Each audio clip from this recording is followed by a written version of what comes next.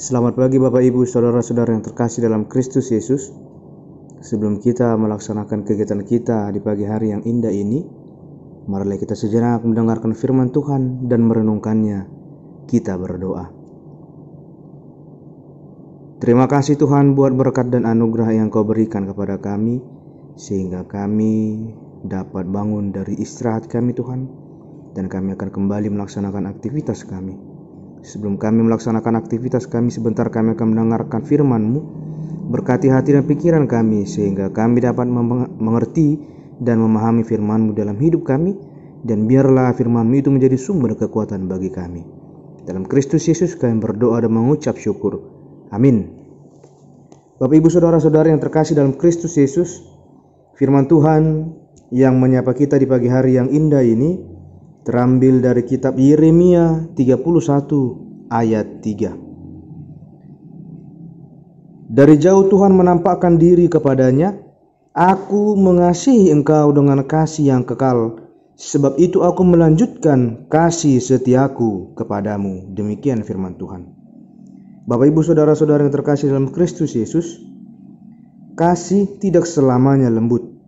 Demikian kesimpulan yang boleh diambil dari kehidupan umat Israel sebagai umat pilihan Tuhan. Ketika umat Israel bergelimang dengan dosa, Tuhan menghukum mereka.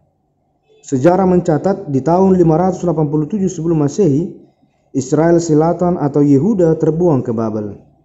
Muncul pertanyaan seraya menggugat, bagaimana mungkin Tuhan menghukum umat pilihannya? Sungguh, umat Israel harus belajar dari kehidupan mereka sendiri. Tuhan menghukum mereka di dalam kasih-Nya.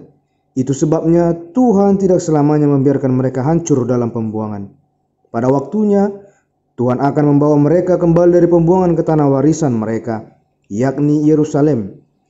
Kabar baik inilah yang dinubuatkan oleh Yeremia dan tentu menjadi penghiburan dan pengharapan bagi seluruh umat Israel. Bagaimana narasi kabar baik ini dihadirkan oleh Yeremia? Syair dalam Yeremia 31 ayat 2-6 berisi tentang pemulihan suku-suku kerajaan Israel Utara. Pembuangan yang dimulai pada tahun 722 sebelum Masehi digambarkan secara kiasan sebagai pengembaraan yang baru di padang gurun. Mereka tidak mempunyai waktu istirahat karena kehidupan mereka tidak mencapai suatu tujuan dan tidak berhasil.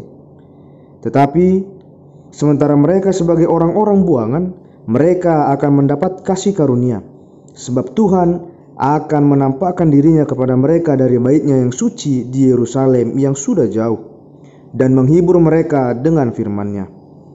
Dalam suatu kalimat yang indah, Tuhan mengingatkan kasih-Nya yang kekal kepada mereka, lalu berjanji untuk melanjutkannya dan menarik mereka kembali kepadanya. Tuhan akan memulihkan Israel, dan Israel dipanggil untuk mengasihi Dia dengan kasih yang suci dan murni. Nats ini juga berita penghiburan untuk kita orang Kristen masa kini. Tuhan senantiasa mengasihi kita dan akan begitu selamanya. Akan tetapi, menjawab kasih Allah ini tidak boleh hanya mengandalkan logika dan tidak boleh kita lihat dari sudut pandang kita sendiri. Realitanya, sering sekali cara Allah bertindak mewujudkan kasih-Nya tidak bisa kita pahami karena segala keterbatasan kita. Itu sebabnya kehadiran Allah dan cara Allah bertindak harus selalu kita respon di dalam iman. Satu hal yang pasti, Tuhan pasti sedang merendah dan berkarya menghadirkan yang indah dalam kehidupan kita. Itu sebabnya seorang ahli berkata, "Love is verb," yang artinya dalam kasih-Nya Tuhan selalu bekerja menghadirkan yang terindah di dalam kehidupan kita. Kalau Tuhan bekerja, mengapa kita tidak ikut bekerja? Mari kita rayakan kehidupan ini dalam kasih-Nya hingga kita bekerja dan berkarya di dalam sukacita dan pengharapan. Amin. Kita berdoa.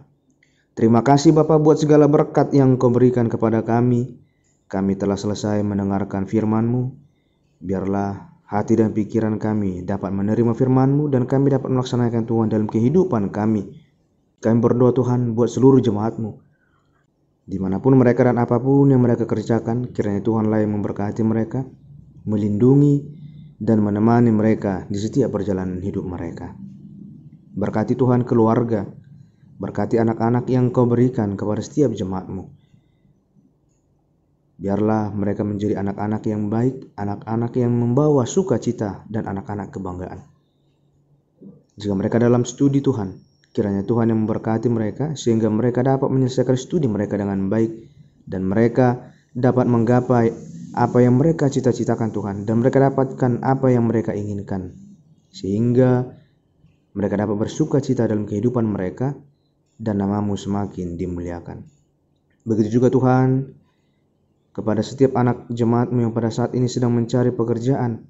Kiranya Tuhanlah yang membimbing, yang mengarahkan, dan yang memberikan sebuah pekerjaan yang baik kepada mereka, sehingga mereka dapat bersukacita dan memuliakan nama-Mu Tuhan dalam kehidupan mereka. Kami berdoa juga Tuhan buat setiap anak jemaat-Mu yang pada saat ini sedang mencari pasangan hidup. Kami yakin dan percaya Tuhan pasti akan menunjukkan, Tuhan pasti akan memberikan sebuah pasangan hidup yang baik, yang takut akan Engkau, sehingga ketika mereka membangun rumah tangga, biarlah rumah tangga mereka menjadi rumah tangga yang menjadi contoh karena ketaatan kepada setiap perintah-Mu. Kami berdoa Tuhan buat setiap jemaat-Mu yang sakit, berkati mereka Tuhan, jagai mereka, berikan kesehatan kepada mereka, sehingga mereka bisa kembali sehat dan bersukacita Tuhan. Berkati obat dan para medis, biarlah obat dan para medis itu menjadi perantara-Mu Tuhan untuk memberikan kesehatan kepada mereka. Kami juga berdoa Tuhan buat setiap jemaat-Mu yang sedang bergumul, sedang bersedih. Biarlah Tuhan yang memberkati mereka, yang menghibur mereka, yang memberikan kekuatan kepada mereka, sehingga mereka mampu melewati setiap pergumulan mereka dan mereka tidak terus bersedih Tuhan. Tetapi biarlah setiap jemaat-Mu kembali bersukacita. Kami berdoa Tuhan buat setiap para leluhur-Mu Tuhan. Berikan kekuatan, kebijaksanaan, sehingga setiap para leluhur-Mu Tuhan dapat menjalankan tugas pelayanan mereka dengan baik. Meskipun di tengah-tengah pandemi COVID-19, kiranya Tuhanlah yang menjagai, yang melindungi mereka, sehingga mereka dapat melaksanakan tugasnya Tuhan dengan tidak takut, dengan tidak ragu-ragu. Kami adalah manusia yang berdosa Tuhan, hapuskanlah segala dosa kami, sehingga kami layak menjadi saluran berkat. Dalam Kristus Yesus kami berdoa dan mengucap syukur. Amin.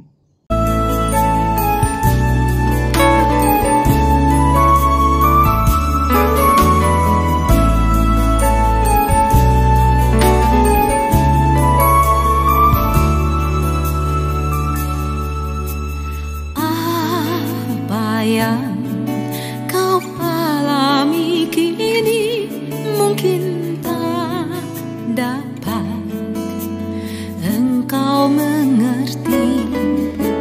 Satu hal tanamkan di hati, indah semua yang Tuhan beri.